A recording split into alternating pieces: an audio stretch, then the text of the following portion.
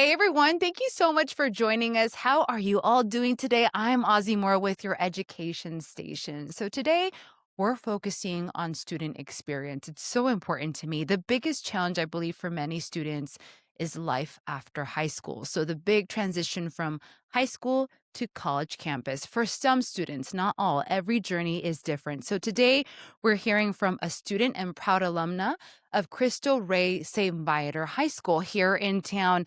Natalie Messinas, thank you so much for joining us here today. Thanks for having me.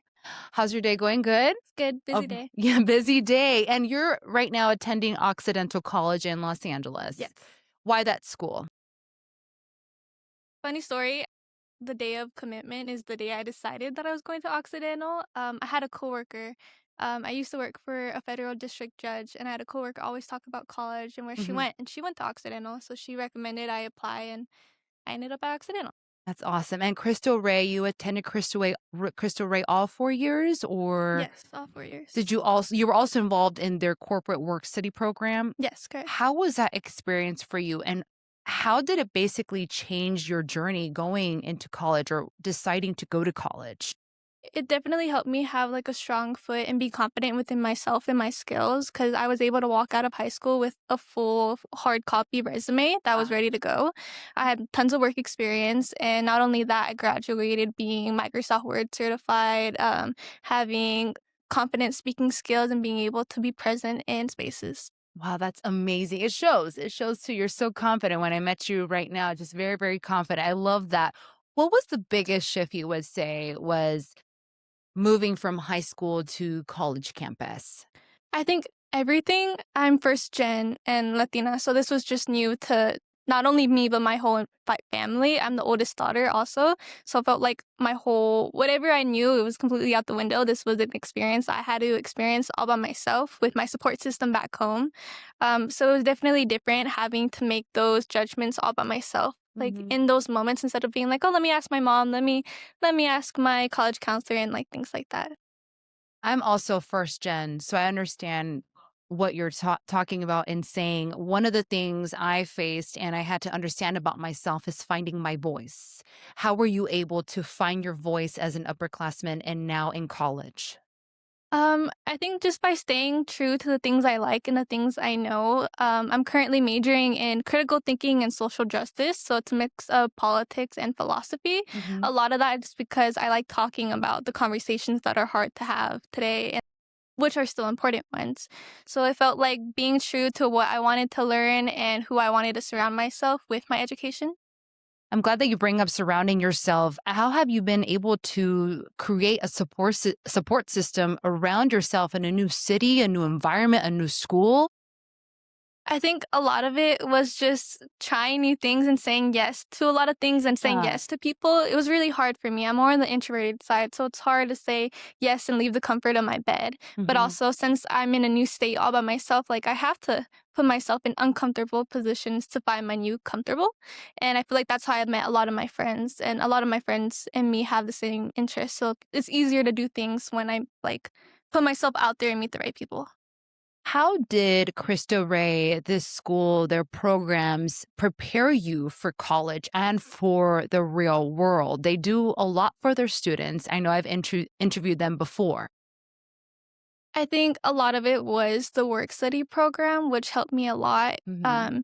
I worked at the Just One Project, which is a nonprofit here in the Valley, and it helped me be an advocate for myself and have that initiative to do more all by myself. And then from there, I worked with a federal district judge here, Mhm. and I think that also gave me a balance of like feeling important and feeling that even though I am on the younger side, I do have an important space in these and important spaces.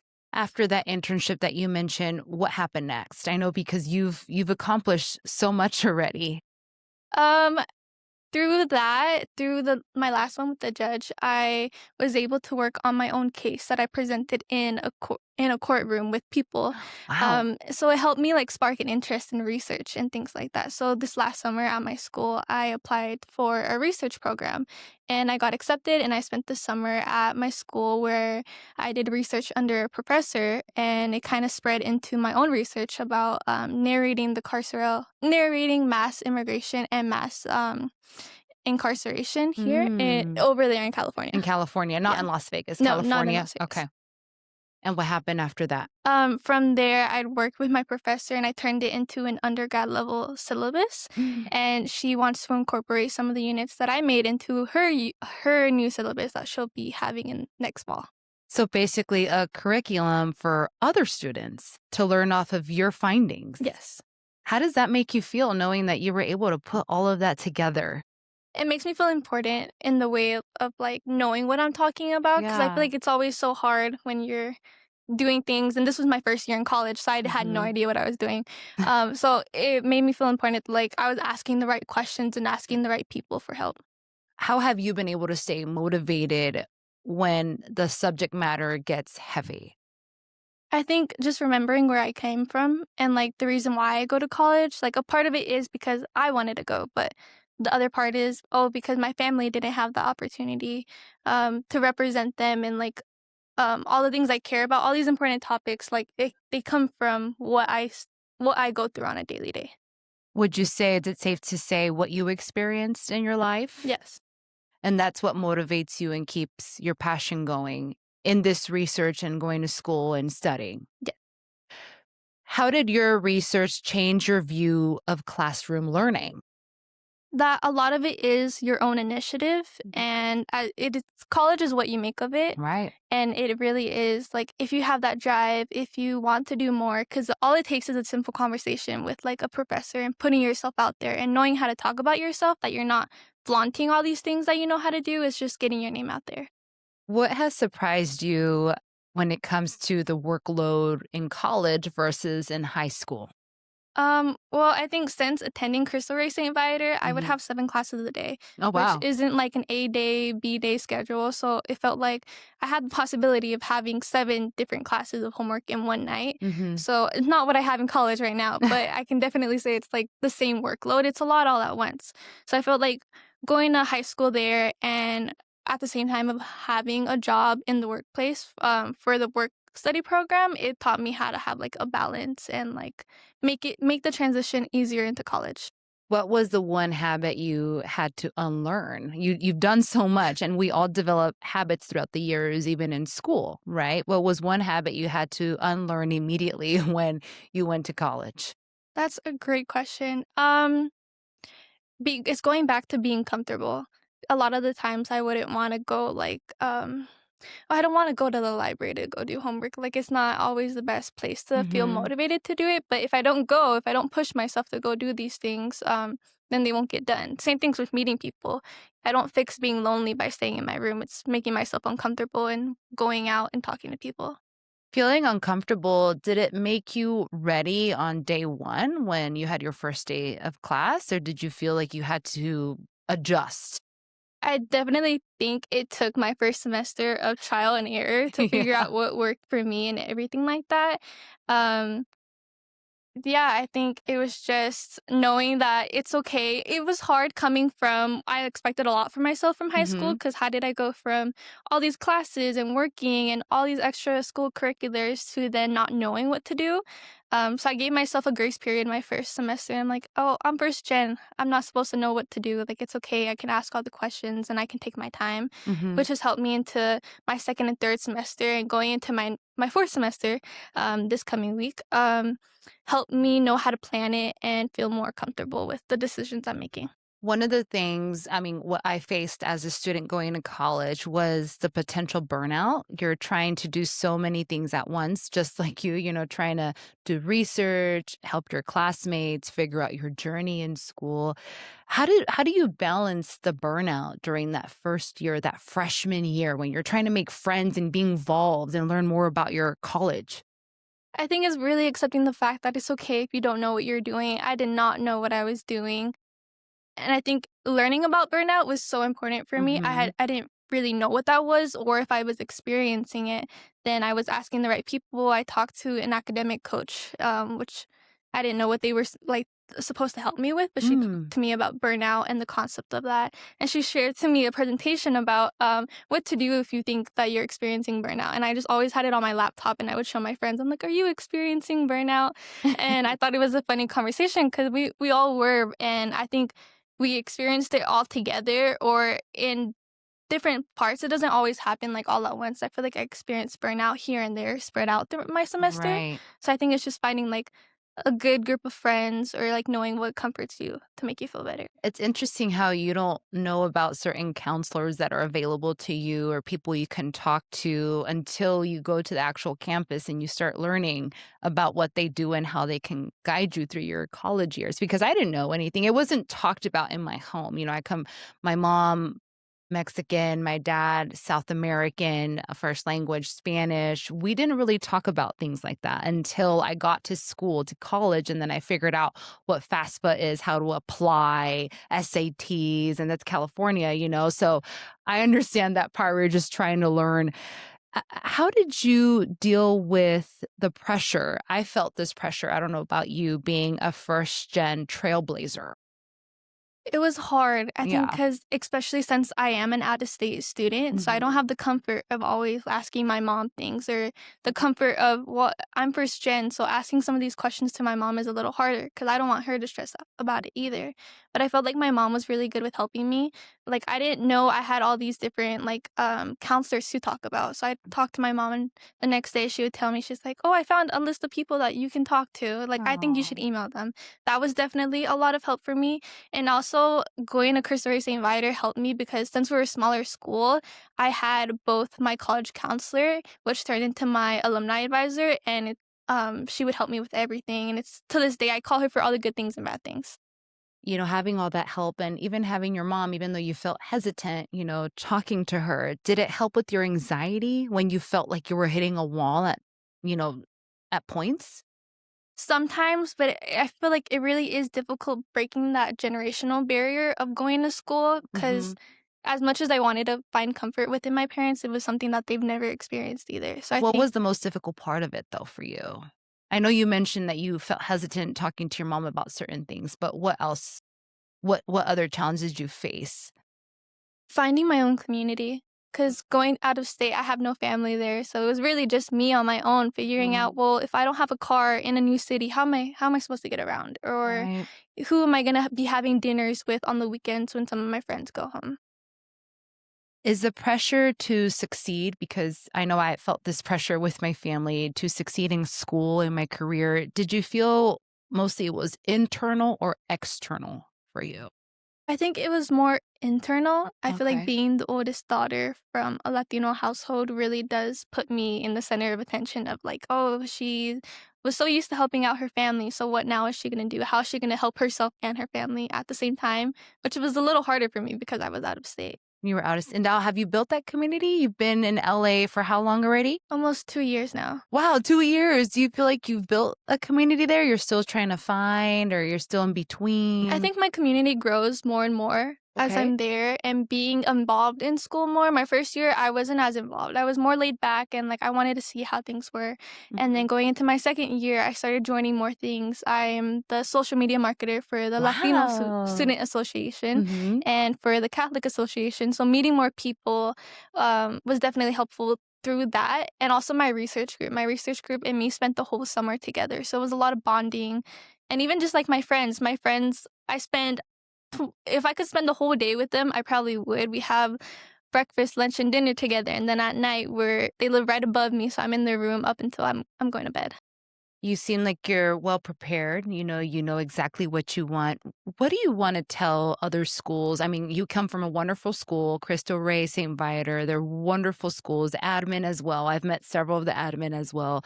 What can you tell to other schools or students who are watching this how to better prepare for their future? And it's not just in college, but the outside world, learning those social skills, building that community that is so important, especially when you're going into college or trying to find yourself, trying to find your voice. What can you tell? I feel like an I had an easier transition, maybe compared to most other students attending different schools because of how tight knit it was or Mhm. how easy it was to talk to. I think all it takes is the time to get to know students to really be able to help them and have their backbone of structure before they leave for college. If like out of state is an option, even for in state, I feel like it's a lot of questions to ask. And I feel like it's very important to feel like you can depend on other people. I can go back and I can talk to anyone from my high school and ask for help, and I know they'd be there for me.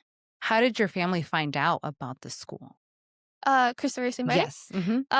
Well, I live in North Las Vegas, so I feel like it was very easy to tell, or it was a big question. I'm like, oh, what's that? That's a new building. What are they building here? What Yeah. So a lot of questions and looking into it. My mom, it's always me and my mom. My mom looked into it for me and she was like, "Oh, I think this would be a great opportunity for you than bouncing around at different schools before."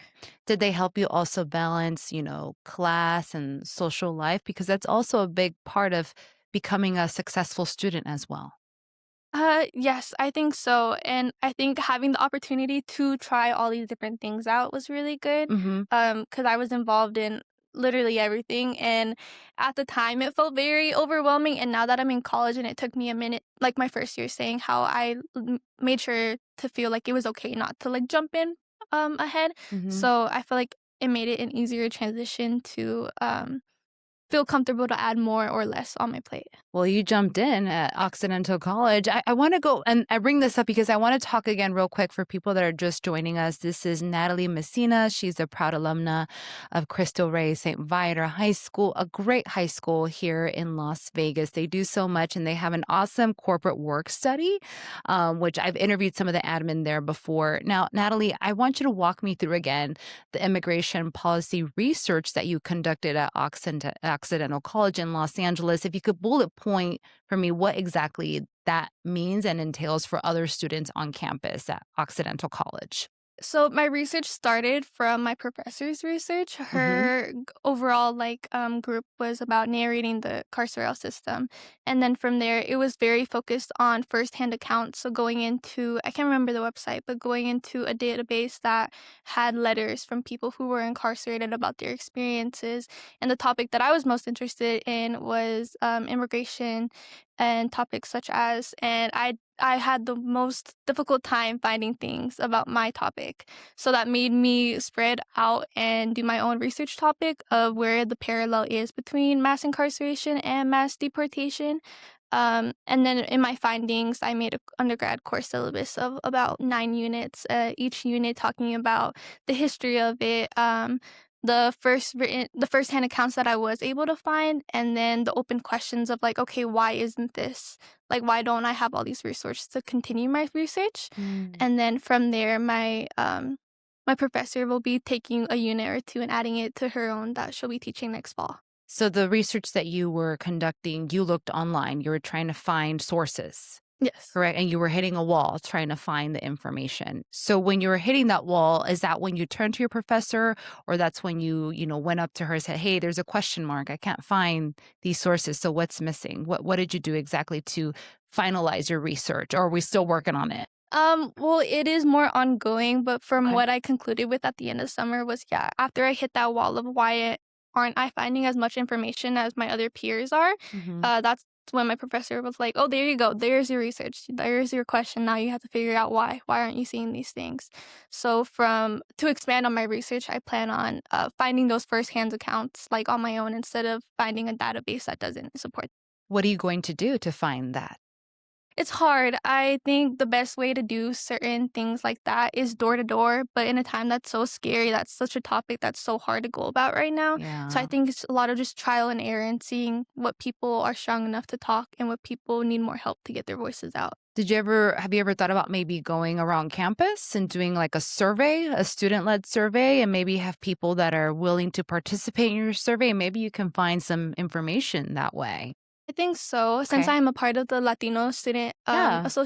organization, Mhm. a lot of it is we have a lot of topics like that. One of our first topics was like being uncomfortable and talking about what's going on in our communities right now and how can we support each other. So I feel like I can always go back and lean back on my fellow Latino peers at school. Yeah, and I'm sure they would support you, especially if you have like a survey that they could participate anonymously or if you want that data information. So, what's next? What will this research do? Will it help other undergrads? Is that the goal to get this in other classrooms? What's the goal?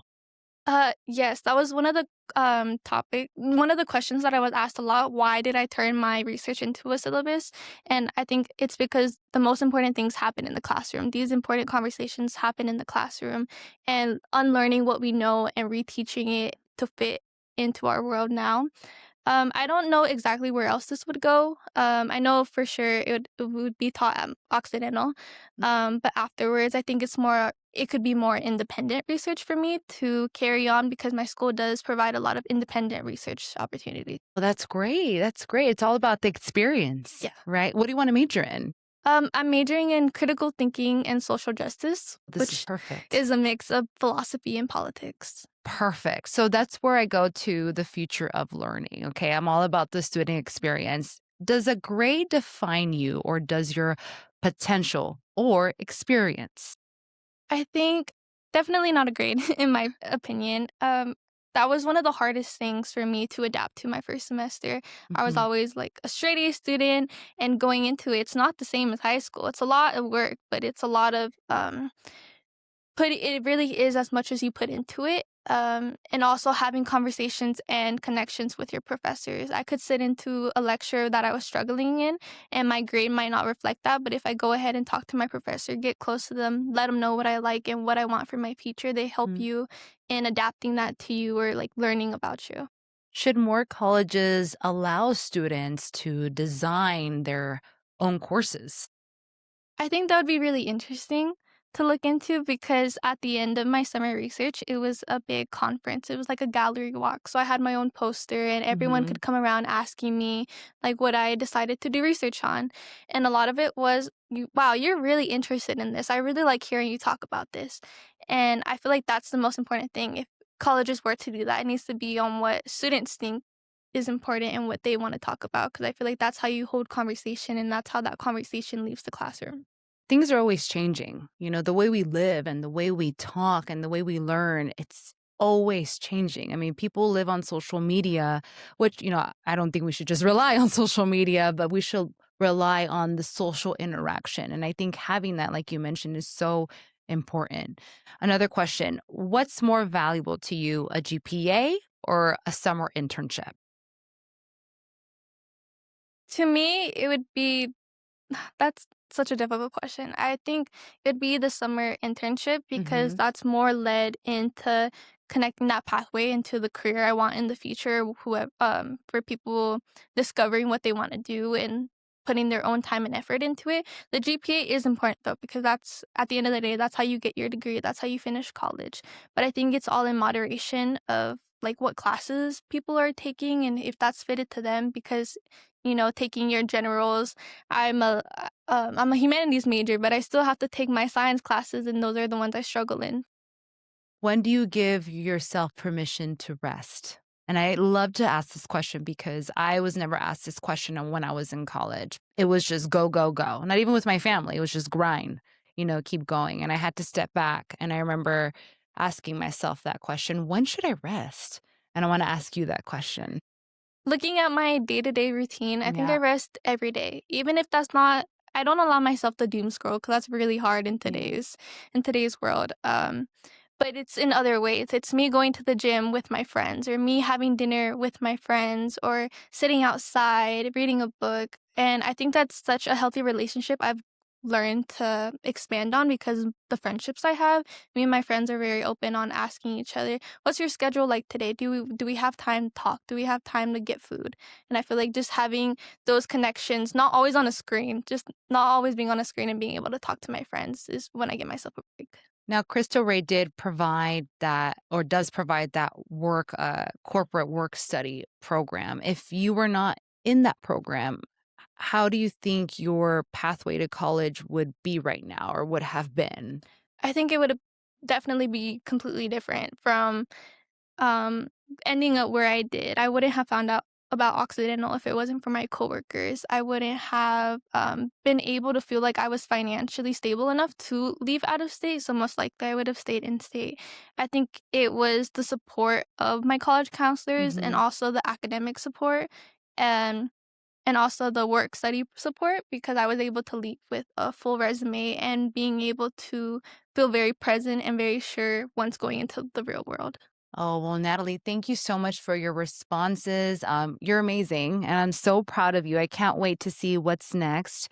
Again, if you're just joining us, this is Natalie Messina, a proud alumna of Cristo Rey St. Viator High School here in Las Vegas. They offer work study programs, corporate work study program, and so much more. We focus today on the student experience from her view, what she's going through, life after high school. It's not for everyone, so don't feel like this message is for everyone that's watching. Everyone has a different journey, different path, so always keep that in mind. Again, thank you so much for joining us here today, Natalie. Thank you so much. She's attending right now Occidental College out there in Los Angeles. I'm so excited for her future. And again, thank you for staying with us. This is the Education Station.